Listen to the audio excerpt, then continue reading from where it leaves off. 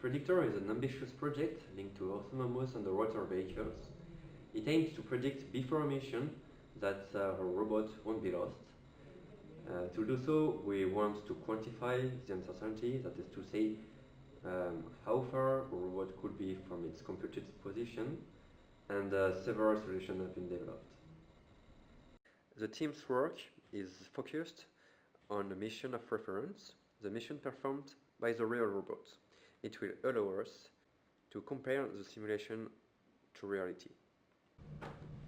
The mission we want to launch in the sea is with an AUV to do a cycle from zone A to zone B, from zone B to zone C, and from zone C to zone A.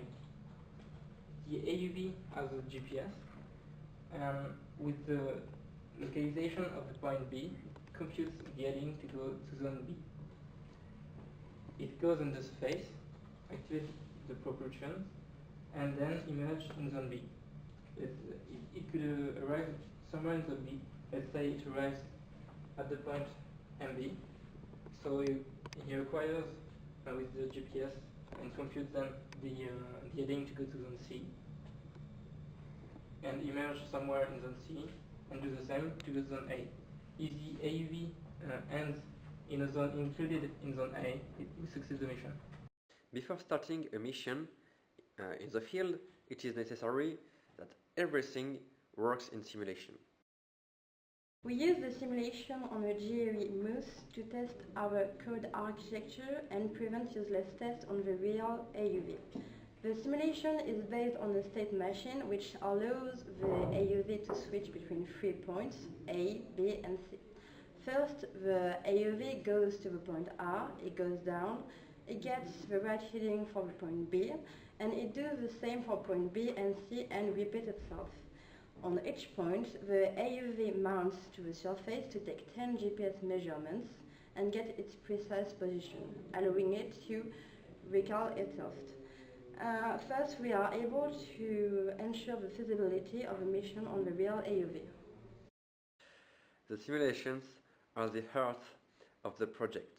Several solutions have been proposed based on strong theoretical elements. Among the study tracks, we can find a predictive Kalman, a particulate method, and other methods based on the notion of tubes and invariant sets.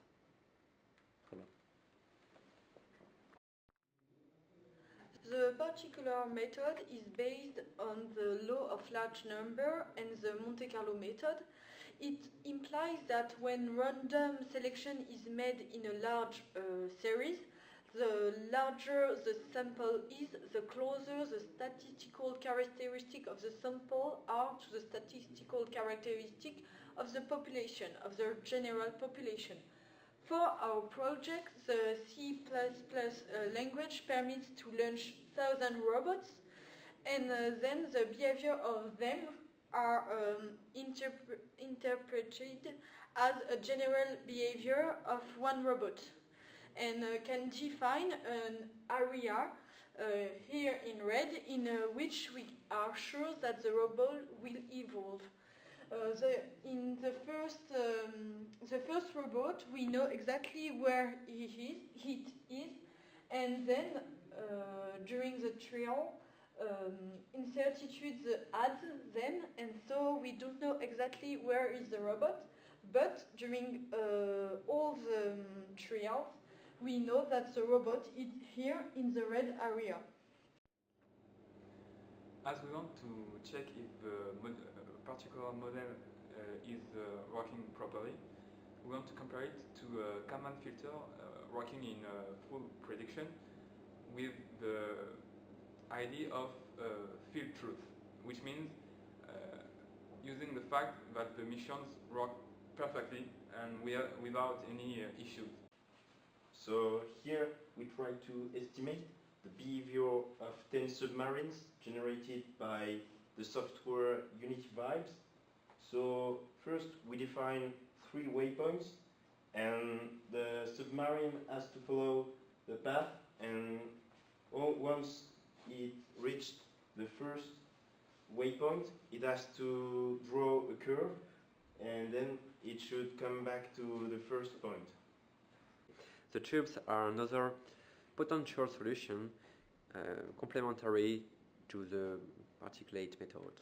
Over the time domain, the goal was to simulate a mission, an AUV, going around a triangle a certain number of time, and especially to see if at some point the positional uncertainties of the AUV will stabilize. If so, then we could say that no matter what, the AUV will always be in those intervals, and we could then ignore everything else. The robot, which will perform the mission of reference, is an AUV that one of us will present you.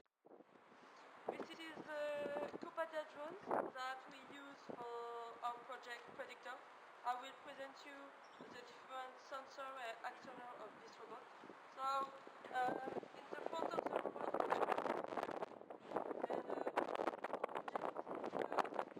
and the back for the drone section and the rotation of the drone. We have a sonar and an altimeter, and we have an acoustic head to localize the drone in the water. We have an antenna Wi-Fi to connect with the people on the boat, and the main propeller propulsion. So now we will